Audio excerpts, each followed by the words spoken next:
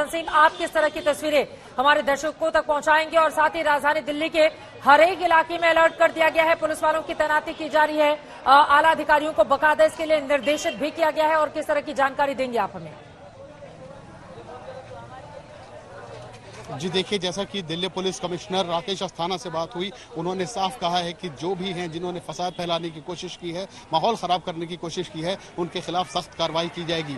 उन्हीं के आदेश पे जगह जगह पैरामिलिट्री फोर्सेस और जो अलग अलग डीसीपी जिले के हैं उनको तैनात कर दिया गया है, उनको आगाह किया है कि पेट्रोलिंग करें, गश्त करें। अभी मैं जहां मौजूद हूं, जहांगीरपुरी का वो इलाका जहां पे पथराव हुआ, गाड़ियों में तोड़फोड़ की गई, वहां पे भी आप मेरे पीछे देख सकते हैं कि जो स्पेशल सीपी है दीपेंद्र पाठक और डीसीपी है, वो सारे के सारे लोग यहाँ पर मौजूद हैं और पेट्रोलिंग की जा रही है। जाहिर सी बात है कि यहाँ पे पेट्रोलिंग की दिल्ली पुलिस के अफसर यहाँ मौजूद हैं और फोर्सेस को और भी यहाँ पे बुलाया गया है। गश्त जारी है। दीपेंद्र पाठक खुद माइक लेके अनाउंस कर रहे हैं और ये लोगों को आगाह कर रहे हैं कि लोग अपने घरों में चला जाएं। स्थिति जो है नियंत्रण करने की यहाँ कोशिश की जा रही है। पुलिस अफसरों का कहना है कि जिन लोगों ने भी इस तरह की करतूत की है, इस इलाके में माहौल खराब करने की कोशिश की है, उनके खिलाफ सख्त कार्रवाई की जाएगी। साफ संदेश दिया है उन्होंने, बाकायदा ट्वीट भी किया है। बात भी करते हुए उन्होंने कहा है कि जो लोग भी इस दंगा फैलाना या बवाल करने की कोशिश की है, उन सब के खिलाफ सख्त कार्रवाई की जाएगी। सड़क पे पुलिस बल मौजूद है। ये पूरा इलाका, ये यहाँ पे तो जो सड़क है वो काफी थोड़ी सी चौड़ी दिखाई देगी, लेकिन मैं आपको बता दूं इसके दोनों साइड में छोटी छोटी सी गलियां हैं, बहुत सारी गलियां हैं। ठीक है, आपके ऑडियो में कोई दिक्कत आ रही है, मैं लौट रही हूँ आपके पास। तंसीम, अहम जानकारी आप दे रहे थे और ये तस्वीरें हमारे दर्शक देख रहे हैं। दिल्ली में दंगा फैलाने की साजिश आखिर किसकी ओर से की गई है, वो कौन उपद्रवी तत्व रहे, लगातार आज तक ये सवाल पूछ रहा है। इन सब के बीच सीधे रुक कर लेते हैं हम, हमारे साथ सुशांत जुड़े हुए हैं। सुशांत, आपके पीछे कुछ लोग भी हैं।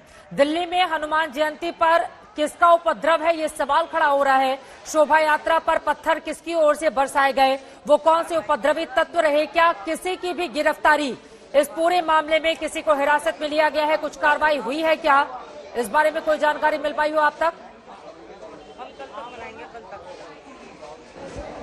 देखिए, फिलहाल दिल्ली पुलिस ने साफ तौर पे कहा है कि जो भी इसके अंदर लोग शामिल थे उनके खिलाफ सख्त से कार्रवाई जो है वो की जाएगी। इलाके के लोग यहाँ पर मौजूद हैं, उन सबसे बातचीत करेंगे। शोभा यात्रा निकलती है, कौन लोग हैं जो इसका माहौल खराब करने की कोशिश कर रहे हैं? ये हमारे हिसाब से तो जो मोमडन बंगाली हैं जो यहाँ पर रहते हैं शिवलोक के अंदर, तो जो शोभा यात्रा यहाँ से निकल रही थी तो उस टाइम पर मैं घर में था अपने, खैर उस टाइम पर अचानक एकदम भगदड़ सी मची, तो मैंने बाहर निकल के देखा तो पथराव हो रहा था। जो ये यहाँ पे शिवलोक में जो बंगाली लोग हैं, इन लोगों ने पूरा यहाँ पे पथराव कर रखा था। पूरा का पूरा जो रोड है इसको पूरा कवर कर लिया था। कम से कम 500 आदमी होगा, जिनके हाथों में तलवारें भी थी और पत्थर भी थे। मतलब उनसे कोई ये चीज बाकी नहीं थी। वो ये चाह रहे थे कि जो हमारे सामने आए हम उसको मारे या मर जाएं। यहाँ पे 2 कारें खड़ी हुई थी, कारों को पूरा तोड़ा। एक कार को मेरे सामने पलटा पूरा, बैटरी निकाल रहे थे और पूरी बैटरी निकाल रहे थे। उसकी बैटरी भी चोरी कर ली। वो था एक क्या मतलब कि एफएम था बजाने वाला, वो भी चोरी कर ली पूरी। मतलब कि 2 गाड़ी ऐसे नहीं करती, पूरी चोरी कर रहे थे निकाल के। गाड़ी तोड़ने के साथ साथ दुकानों पे चोरी कर रहे थे। क्योंकि हम अपने ये नहीं समझ में आता कि हिंदुस्तान के अंदर हम लोग सुरक्षित हैं कि नहीं है। ये चीज समझ में नहीं आती कि या हम लोगों के लिए और कोई देश बनाया जाएगा क्या, ये चीज समझ में नहीं आती। हम लोग अपने देश में सुरक्षित नहीं है, अपने मोहल्ले में सुरक्षित नहीं है। यहाँ पर लोग, यहाँ पर लगातार ये बात चल रही है, कितने जब ये घटना हुई आप कहाँ थे, कौन लोग थे? हम अपने घर पे ही थे, ऊपर से देख रहे थे, सारे ऊपर से देख रहे थे तो ईंट वगैरह ये भी चला रहे थे, इसीलिए कोई निकला नहीं। वो तलवार वगैरह लेके भी आ गए और सारी गाड़ी डैमेज कर दी। गाड़ी डैमेज करने के बाद चोरी भी कर रहे थे, दुकान में ताला तोड़ के वो भी चोरी कर रहे थे, ऑफिस में जाके घुस गए थे सारे, मतलब तोड़ने के बाद चोरी भी कर रहे थे। वो कौन लोग थे जो इस तरीके का स्वार्थ जो है वो आगे वाले बांग्लादेशी थे सीवलोक में मस्जिद के पास। ये दूसरी बात हमें तो मालूम नहीं है कौन कौन से थे इसमें, मगर ये भी लग रहा है कि दूसरे संगठन का ये भी आरोप है कि उनके ऊपर भी पथराव जो है वो किया गया। लोगों ने स्टार्टिंग नहीं करी। पहली बात है, सबसे पहले 1 मिनट, सबसे पहले मेन क्या था कि यहाँ से शोभा यात्रा जो जा रही थी तो कोई ऐसा हंगामा ही नहीं था। अचानक उनकी तरफ से पथराव हुआ। पथराव जब हुआ तो वहाँ से जो शोभा यात्रा में लोग थे वो भागे अपनी जान बचा के। फिर उसमें क्या हुआ कि बाद में जब लोग इकट्ठे हुए वहाँ से, तो उन्होंने फिर जब पथराव किया, फिर यहाँ से जो बंगाली थे वे वापसी भागे, फिर वहाँ से उनका हुजूम इकट्ठा हुआ दोबारा से। शोभा यात्रा में कितने लोग मौजूद थे?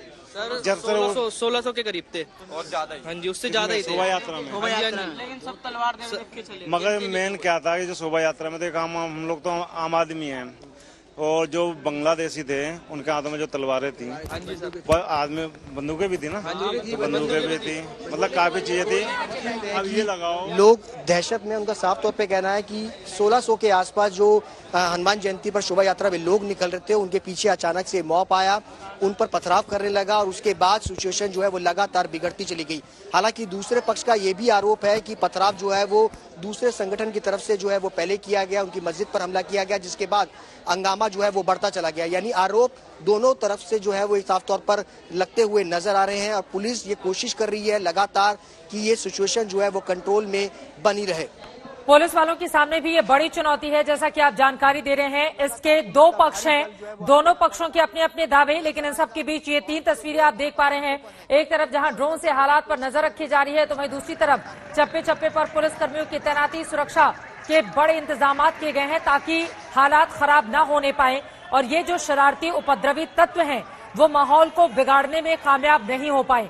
मुकेश शर्मा जी हमारे साथ बने हुए हैं। मुकेश जी, जल्दी से एक टिप्पणी आपसे लेते हुए, यकीनन हालात इस वक्त नाजुक हैं और सबकी ओर से यही अपील होनी चाहिए कि दिल्ली में शांति सौहार्द बनी रहे, जिसके लिए राजधानी दिल्ली जानी जाती है।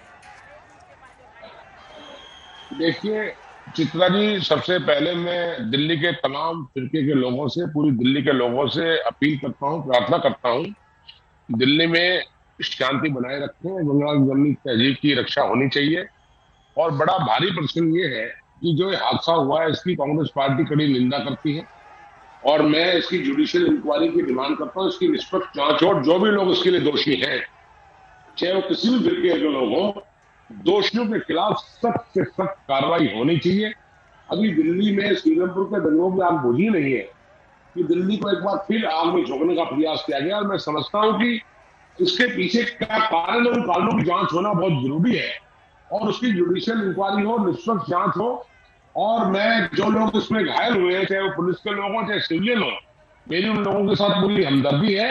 निश्चित तौर पर उनको तुरंत उपचार मिले और ये भारत सरकार और दिल्ली सरकार की और सभी राजनीतिक दलों की जिम्मेदारी है कि वो दिल्ली की शांति व्यवस्था बनाए रखने में दिल्ली पुलिस को, कानून को सहयोग दे।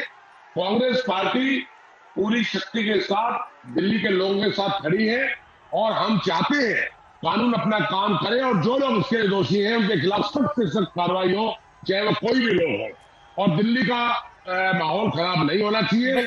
दिल्ली भारत की राजधानी है, दिल्ली से एक संदेश जाता है। बहुत कष्ट हुआ है, मैंने आज तक में जैसे लोगों को सुना है लाइव, अभी किसी का कोई वर्जन है, किसी का कोई वर्जन है, मैं उस वर्जन पर नहीं जाना चाहता, लेकिन मैं सिर्फ ये बात कहना।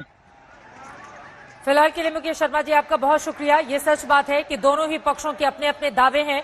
जांच जब होगी तो कौन सच बोल रहा है कौन झूठ, ये निकलकर सामने आ पाएगा। लेकिन दिल्ली को दहलाने की साजिश किसकी ओर से रची गई? हनुमान जयंती का ये खास मौका था जब जुलूस निकलता है, उस दौरान पत्थरबाजी कहां से हुई? वो कौन से लोग थे जिन्होंने बकायदा प्लान तैयार कर रखे थे? इतनी बड़ी तादाद में पत्थर इकट्ठे कैसे किए गए? गाड़ियों को जलाया गया है तो पेट्रोल डीजल के इंतजाम कैसे हुए गाड़ियों को फूंकने के लिए? बहुत सारे ऐसे सवाल, तलवारबाजी की भी खबरें निकलकर सामने आई हैं। यकीनन ऐसे उपद्रवी तत्वों के खिलाफ कड़ी से कड़ी कार्रवाई होनी चाहिए, क्योंकि ये देश की राजधानी है। देश के हर एक हिस्से से नजरें यहां पर बनी रहती हैं और अगर यहां इस तरह की तस्वीर सामने आएगी तो यकीनन वो बहुत ज्यादा परेशान करने वाली हमारे मुल्क के लिए, हमारे भारत देश के लिए। और देखिए कैसे गाड़ियों को फूंका गया है। वो कौन लोग थे जिन्होंने गाड़ियों को इस तरह से नुकसान पहुंचाया है? लगातार हमारे साथ सुशांत हमारे संवाददाता बने हुए हैं। सुशांत, एक बार फिर से आपके पास आते हुए, और उस समय की तस्वीरें जब गाड़ियों में आगजनी की गई थी, जलाई गई थी ये गाड़ियां, आप देखिए गाड़ियां यूं ही तो नहीं जला दी जाएंगी, पेट्रोल डीजल का इस्तेमाल। एक बार सुनते हैं जरा वहां पर जिस समय आगजनी की गई तो कैसी तस्वीर उभरी।